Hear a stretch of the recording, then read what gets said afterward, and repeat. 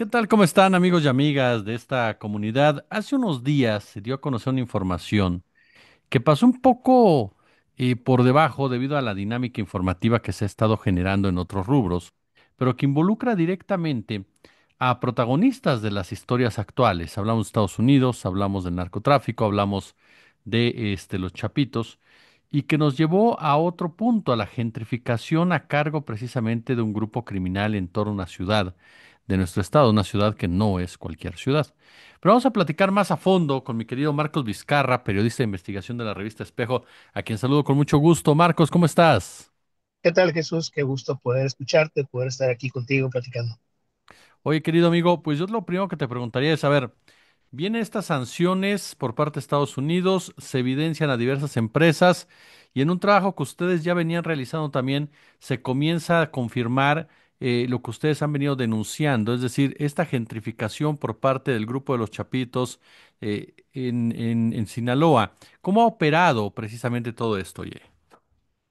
Híjoles, es muy largo, por decirlo así, contarlo, ¿no? Pero vale mucho la pena hacer una retrospectiva en los últimos 7 años. Y lo planteo así porque hace 7 años teníamos un nivel de precios en vivienda, particularmente de la vivienda, eh, aceptable hasta cierto punto, ¿no? Y lo digo aceptable porque había maneras y formas de poder adquirir una vivienda, ya sea una casa o un departamento, más asequibles, pese a que estábamos hablando de que también ya habían cambiado mucho las reglas para la adquisición de casas con el tema Infonavit y más, ¿no? Con estas reformas que se hicieron anteriormente respecto a la del subsidio de vivienda de interés social y más. O la eliminación, mejor dicho, los subsidios de las viviendas de interés social y más. Sin embargo, insisto, era un asunto más asequible. Pero hay ciudades, y entiendo que no es únicamente Culiacán o Mazatlán, por ejemplo, donde ha ocurrido un gran boom inmobiliario de torres de departamentos en los últimos 10 años. Eh, Hay ciudades como Culiacán, Mazatlán, Guadalajara, la zona acá de Cancún, en el municipio de Benito Juárez, y en otros lugares más, en Los Cabos, acá para Baja California Sur, y hay sitios donde se ha encarecido muchísimo la vivienda y se parte mucho de un encarecimiento a partir también de un alto nivel de especulación. En Culiacán particularmente, ¿no? Y eso quiero dejarlo muy claro. Cuando te decía ahorita como de pronto esta lista de lugares o de sitios donde se ha encarecido la vivienda y se ha tenido graves problemas de gentrificación, incluiría incluso también la Ciudad de México, por ejemplo, eh, vemos que existe una dinámica que se ha llevado mucho a través de la turistificación. Sin embargo, Culiacán, y vale mucho también la pena reconocerlo, Culiacán no es la ciudad ni mucho menos más turística del mundo. Quizás entre todas las listas que te nombré es la última y seguramente ya, la lista puede crecer y crecer, crecer y veremos que Culiacán no es una ciudad turística, pero sí es muy llamativa para otros negocios y eso es lo importante. De pronto Culiacán empezamos a verlo dentro de la lista de la Sociedad Hipotecaria Federal como uno de los municipios donde más incrementaba el precio en los últimos 5 o 7 años de la vivienda. Y veíamos, por ejemplo, este incremento de precios porque también había un incremento de construcción de vivienda de alto costo, ¿no? Hay varias etapas o varios rubros de cómo se clasifica el precio de la vivienda y Sinaloa, y en particular Culiacán y Mazatlán, tienen un alto nivel de construcción de viviendas de alto costo y, y lo han tenido y lo han sostenido.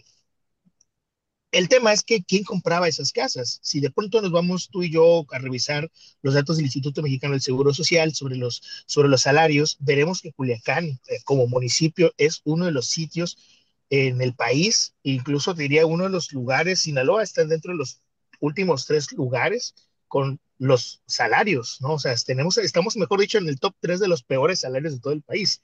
Y aunado a ello, vale la pena también eh, tomar en cuenta y consideración que el INEGI en estudios anteriores sobre temas de vivienda ha especificado que al menos 6 de cada 10 personas no cuentan con vivienda propia porque no pueden pagarla.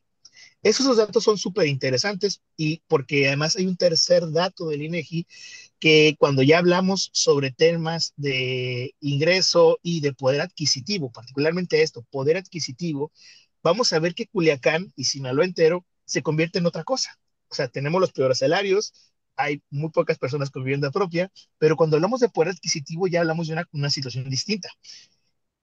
Ciertamente el poder adquisitivo se mide sobre cualquier persona y no necesariamente sobre personas que están trabajando de manera legal, ¿no? Y hay también personas que están en la informalidad. Y esta parte, esta palabra de decir la informalidad, creo que es muy buena porque nos ayuda también como a entender cómo se ha movido mucho el mercado de la vivienda. Al hablar con empresarios, desarrolladores, ellos admiten, ¿no? Y entienden, y además con ellos, también con brokers inmobiliarios, y te admiten y te platican sobre este mercado informal que se acerca y que tiene el poder adquisitivo para poder comprar viviendas de alto valor. Cuando hablamos de alto valor, tenemos que hacer referencia que son viviendas que pueden partir desde los 2 millones de pesos, 2.5 millones de pesos, hasta los 12, 14, 18 millones de pesos. Y empezamos a ver diseños y construcciones y lugares y sitios donde si abrimos los catálogos o abrimos los catálogos hace un año, podíamos encontrar viviendas demasiado altas, departamentos de menos de 60 metros cuadrados que estaban en 8 millones, por ejemplo, o departamentos que estaban en los mismos espacios, pero en una zona privilegiada, en una plaza comercial, en un coste menor de 12 millones de pesos. Eso eran, o son, mejor dicho, proyectos impagables para una persona quizás como tú y como yo, Jesús. Claro. El asunto aquí es que eso se vendía, pero la cosa se pone se pone más interesante, se torna más interesante porque son espacios, muchos de ellos son espacios que, aunque están comprados, no están siendo utilizados, están normalmente vacíos, incluso no existen registros de la luz o del agua, del contrato del agua, simplemente están comprados y ya, y están cerrados y se acabó. Pero además, cuando hablamos del mercado inmobiliario, no tenemos que cerrarnos únicamente a la vivienda, también tenemos que hablar de las plazas comerciales. Justo en este momento me encuentro en una plaza comercial, por ejemplo, no estoy estacionado en una plaza comercial en un sector llamado Tres Ríos. El sector Tres Ríos es justo uno de los más emblemáticos, comercialmente hablando, en Sinaloa, porque concentra una gran cantidad de comercios y de plazas comerciales, espacios comerciales. Hace un año podíamos ver todos los comercios o todas las plazas repletas o con negocios funcionales algunos. Hoy por hoy, el negocio ha cambiado. Hoy podemos ver que el 40% de los negocios funcionan. El otro 60 dice se renta o simplemente está cerrado. Y algunos incluso hacen la argumentación de que por la situación de violencia esto ha caído. Pero lo que empezamos a documentar, y eso lo empezamos a documentar en Revista Espejo, compañero y tu servidor, Daniel Villamar y tu servidor, empezamos a documentar con la guerra, de estas dos facciones entre los Chapos y los Mayos, empezamos a documentar los precios de las viviendas y los desarrollos inmobiliarios. Y empezamos a encontrar que hasta el mes de diciembre había una dinámica comercial que se puso interesante. Y lo planteo así porque los precios se sostenían en el mismo nivel. Hablamos de 3 millones de pesos, 5 millones de pesos, pero con promociones, y lo pongo así, no con promociones, y lo diré como un entrecomillado, con promociones de regreso de dinero. Esto puede parecer medio complicado, pero imagina tú que vas a comprar una casa, la apartas, empiezas el trámite, se hace el acuerdo entre el banco y la inmobiliaria, y la inmobiliaria te regresaba automáticamente 600,000, 800,000 pesos para que tú los pudieras utilizar en lo que tú quisieras, entre ellos abonar a capital. La idea era amortiguar tus pagos al banco. Estas promociones, sin embargo, siguieron sin funcionar. Para el mes de enero empezamos a ver una baja, entonces en los precios, un recorte en los precios de las viviendas, sobre todo en áreas departamentales, y para el mes de mayo la dinámica ya estaba cambiada completamente. Hablamos, por ejemplo, de que encontramos ahora sitios eh, privadas, áreas de departamentos, viviendas en áreas comunes que podían costar 1.800.000 pesos y ahora los podemos encontrar en 1.300.000 pesos. Podemos encontrar departamentos que estaban en 1.6 millones de pesos y hoy están en 800,000 pesos. Podemos encontrar, por ejemplo, o casas en privadas que costaban cerca de los 3 millones de pesos y ahora están por encimita apenas de los 2 millones de pesos. Siguen siendo precios difíciles, no son precios pagables, pero aquí ocurre algo que es importante decir.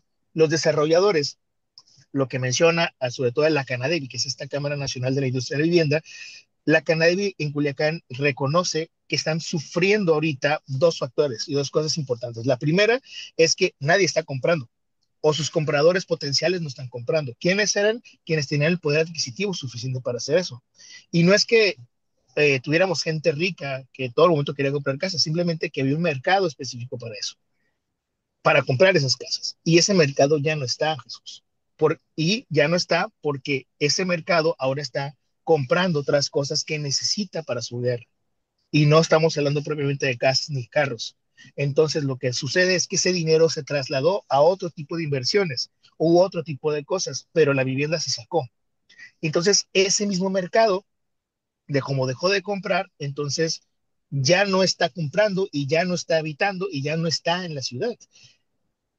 Y esa gente que compraba, y esos, mejor dicho, todos esos departamentos y casas que se quedaron sin vender, ahora tienen que pagarse por las desarrolladoras a los bancos. Porque, ojo aquí, las desarrolladoras no es que construyan porque tienen 50 millones disponibles para ellos, sino que los tienen disponibles a través de préstamos que tienen a través de los bancos. Y ahora ellas son quienes están quedando en la morosidad. Y aquí resalta un dato que creo que va a ser muy necesario observarlo en los próximos meses. Justo la Asociación de Banqueros de México mencionaba hace unos meses, en febrero, de la preocupación que hay en torno a Sinaloa y particularmente ciudades como Culiacán y Mazatlán, donde se entiende que para el verano, finalizando, se habrá tenido una caída o mejor dicho, un incremento en la cartera vencida con las personas sinaloenses. Ya en este momento ya se está viendo, hay una caída importantísima en la economía sinaloense y hay muchas empresas que están sufriendo los estragos y que están cayendo en carteras vencidas.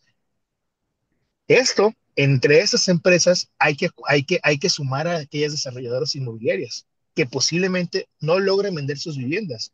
Ahora lo que están haciendo es que están en un plan de remate o están en un plan de hacer una venta distinta y disminuir los precios y, e incluso, como se mencionaba por parte de Daniel Félix, que es este presidente de la Cámara Nacional de Vivienda en Sinaloa, eh, ya están en un punto de decidir vender únicamente para poder pagar a los bancos, es decir, sin obtener una ganancia dentro del empleo de las empresas, porque el tener ganancias les implicaría subir un poco más y no vender, y yo ahora con esto de que estoy vendiendo poder pagar y abonarle a los bancos que han prestado en su momento o prestaron en su momento y que ahora pues finalmente ya están reclamando su dinero.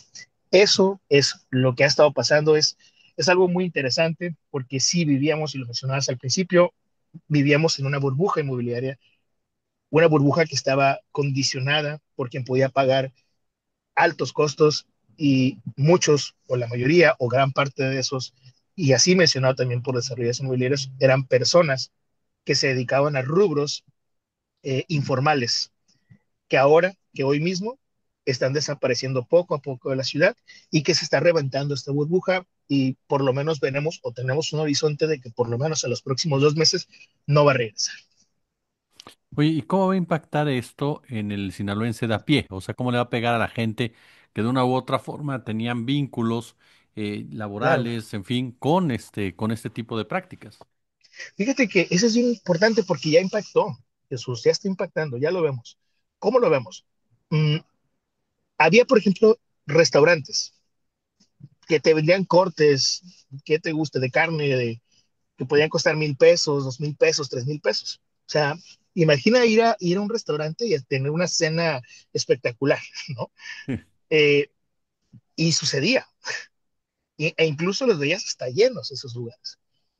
Había antros, bares y todo esto. Y pongo de ejemplo eso, o esta cadena, ¿no? de alimentos y más, porque esas empresas que compraban en demasía o compraban ciertas cosas exquisitas, ya no están comprando. Entonces, eso se está yendo justo a estas otras empresas que igual eran proveedoras y eran proveedoras legales porque vendían fruta, verdura, carnes, pollo, lo que sea, y ya no se les está comprando. Y eso se traduce en menores ingresos en las empresas. Y al mismo tiempo, como hay menores ingresos, en recortes. Y como hay recortes, empieza a afectar y a mermar la economía de una familia, por lo menos, ¿no? Y así te vas yendo y tenemos ahorita, por ejemplo, ahora mismo tenemos, y si lo vemos en la comparativa con otros años, tenemos 12,000 empleos menos que el año pasado. Y esto podría pensarse que porque ha sido parte también como de la narrativa gubernamental de que, bueno, es que es el ritmo normal. No, no es el ritmo normal. Si nosotros observamos, por ejemplo, de enero al mes de mayo, porque hemos visto que esta pérdida de 12,000 empleos, porque además también tenemos que ver que ya íbamos en un punto de subida en comparación con COVID-19. Antes de la pandemia por COVID-19, podíamos ver que teníamos un incremento de empleos gradual, leve y que era importante. Pero al momento después del COVID se perdieron una gran cantidad de empleos y tras el tema de la pandemia hemos venido recuperando empleos, pero este año que hemos pasado ha sido fatal. Insisto, son 12,000 empleos formales, sin contar los informales, ¿no? Que esos no tenemos dato ahorita, que en algún momento podremos tenerlo cuando salgan datos del INEGI, ya particularmente del empleo, y podremos entender cuál es el impacto oficial, ¿no? Hay cálculos, por ejemplo, del Colegio de Economistas que nos hablan de más de 20,000 millones de pesos en pérdidas económicas, que posiblemente tengamos una disminución brutal del Producto Interno Bruto en Sinaloa, pero ahorita todo hasta el momento hay mucha especulación. Lo cierto es que ya podemos ver los impactos económicos, y, pues, como esto, por ejemplo, de la disminución de las ventas de las casas, que lleva per se la disminución también de los equipos de vendedoras y vendedores que se dedicaban a ese tipo de negocios y que, pues justo, insisto, es también otras pérdidas que se van generando en toda esta cadena, ¿no? ¿Se tiene contemplado algún plan por parte del gobierno para enfrentar este vacío o no hay nada? No, no hay nada, no hay nada. Y fíjate, ahorita recordando algo más, porque justo vale la pena decirlo, la construcción siempre es uno de los elementos, ¿no? Que elevan el ingreso de los estados, de los municipios, porque hay muchas cadenas que se ven beneficiadas a través de, y no hay construcción privada casi. Eso es importante decirlo, no hay construcción privada casi. Y justo el gobierno del estado hace unos meses lanza un plan de reactivación económica basado estrictamente a la construcción.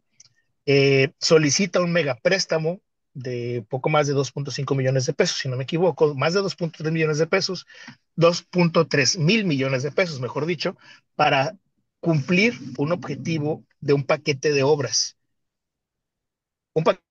públicas, que realmente es un asunto muy complicado y muy complejo porque va sin otro apartado histórico. Lo voy a resumir muy rápido. Hubo problemas serios por un asunto con el SAT, ¿no? Donde el gobierno no hizo su tarea de manera correcta, el SAT multa al gobierno y además de multarlo, pues le quita ciertos beneficios y el gobierno para tratar de arreglarlo promete pagar los 2,000, más de 2,300, son más de 2,300 millones de pesos, pagárselos íntegros este año. Y la bolsa que elige para pagar es la de la Secretaría de Obras Públicas y parte de la Secretaría de Economía. Prácticamente nos quedamos sin la bolsa normal o natural de inversión de obra pública. Entonces ese dinero está destinado para pagar al SAT, al Servicio de Administración Tributaria, por esta mega multa que ocurrió debido a descuidos administrativos que hubo en el gobierno de Quirino Ordaz Coppel. Como opción, piden este mega préstamo para rellenar o llenar y crear un plan de obras públicas que se ha traducido en como si, vaya, no se ha traducido como tal en una reactivación económica. Realmente no hay una reactivación económica porque no existe otro plan. Hay empresarios, sobre todo por parte de la Coparmex, que han pedido la exención de impuestos, por ejemplo. Esto ha sido rechazado por parte del gobierno del estado y también ha sido rechazado por parte de la federación. Hay empresarios, por ejemplo, y empresarios que han solicitado que se hagan modificaciones también en otros rubros para poder tener mayores formatos de ganancia. Esto está siendo eliminado. Había beneficios fiscales llamados CEPROFIES, por ejemplo, que ya no están siendo otorgados a empresas para que hagan nuevas inversiones y eso está limitando realmente la inversión. hay deseos por parte del gobierno local y también incluso el federal de que se cumplan ciertos proyectos de inversiones internacionales, sobre todo en la zona norte de Sinaloa, pero no se han concretado. Entonces, realmente estamos viviendo un momento de incertidumbre muy fuerte. No sé cuánto va a durar. No sé, el panorama de enfrente, por lo menos de aquí a diciembre, yo podría decirte realmente no es nada favorable, ¿no? Ni para nadie de los que vivimos aquí en Sinaloa, económicamente no, porque a esto voy a sumar un par de cosas y creo que vale mucho la pena, Jesús. Y lo cierro con esto, ¿no? Estamos viendo el fenómeno de la violencia, que es súper importante. Estamos viendo el factor económico que pone esto, pero hay un factor más que está influyendo en el tema económico, que es la sequía. Estamos viviendo un periodo de sequía excepcional, histórico, es el peor momento de la sequía en Sinaloa en los últimos 20 años, si no es que 30 años. Y en este momento está en duda, hoy por hoy tenemos en duda si podremos sembrar el próximo ciclo. Y hay que recordar que gran parte de la economía de Sinaloa, particularmente de Sinaloa, depende exclusivamente del campo. El año pasado se tuvo que modificar la cantidad de hectáreas dedicadas al maíz, que es el producto fuerte de este tema, de la agricultura sinaloense. Ahora estamos viendo que posiblemente se vuelva a recortar. Es más, si no llueve, y eso es lo más fuerte de todo, incluso aunque llueva, de acuerdo a los analistas, los expertos en estos temas, aunque llueva, no habrá agua suficiente para tener un buen ciclo agrícola para el próximo año. Y peor aún, si quisiéramos tener un buen ciclo agrícola, necesitamos por lo menos de uno o dos huracanes. O sea, imagínate depender de huracanes, de desastres, de situaciones así, para poder tener agua, para poder tener suficiencia de agua. Hoy por hoy, las presas del estado están en un 6%. O sea, es nada. Tenemos nada. Hay zonas de valle en el norte, que es el Valle del Fuerte, uno de los valles más importantes para la agricultura, que hoy por hoy no tiene asegurado un ciclo agrícola. O sea, el 50% o el 40% de la producción agrícola no está asegurado, por lo menos para el próximo año, ahorita mismo. Es cierto, las cosas pueden cambiar de aquí a octubre, que es el tema de las temporadas de ciclones y más, podrían cambiar, pero hoy por hoy no podemos hablar de, no podemos echar campanas al vuelo. Y todavía se acerca una cosa más, y por eso decía, son dos que son muy importantes que también, y que tienen un impacto económico muy fuerte, es el hecho de que en julio próximo, si no me equivoco, creo que el 14 de julio, se va a discutir en Estados Unidos el tema de la suspensión al dumping, con el tomate particularmente. Y el tema del tomate para nosotros es algo muy significativo, partiendo de lo siguiente, es uno de los tres productos de mayor relevancia para la exportación sinaloense. Estamos hablando de ganancias anuales de casi 3.000 millones de dólares por el tema de la exportación de tomate hacia Estados Unidos. Si llega el tema del dumping, y que es muy posible que suceda porque hay una presión muy fuerte de parte de agricultores y más personas del estado de Florida, si llega a darse esta situación, estaríamos hablando entonces de un impuesto alto al tomate mexicano y particularmente al tomate sinaloense, y entonces estaríamos, insisto, hablando de una situación todavía más crítica, todavía mucho más crítica en términos económicos. Insisto, ahora mismo está el tema de la seguridad, el tema de la crisis hídrica que estamos viviendo y el tema de la crisis política internacional que nos está pegando fuertemente a nosotros, que es, incluso podríamos verlo, dijiste al principio, un tema de crisis de política internacional partiendo de todas estas presiones de seguridad que hay por parte del gobierno de Trump con el cártel de Sinaloa, y por otra parte la crisis económica que se viene a partir justo con esto de la suspensión del tomate. Mi querido Marcos Vizcarra, de verdad yo te agradezco muchísimo estos minutos para nuestra comunidad y que nos permitas aprender de ti y entender cómo están pasando las cosas por aquel hermoso llamado estado de Sinaloa. Yo te agradezco como siempre, querido. Eso es, muchas gracias. Te mando un abrazo muy, muy fuerte a ti y a la comunidad.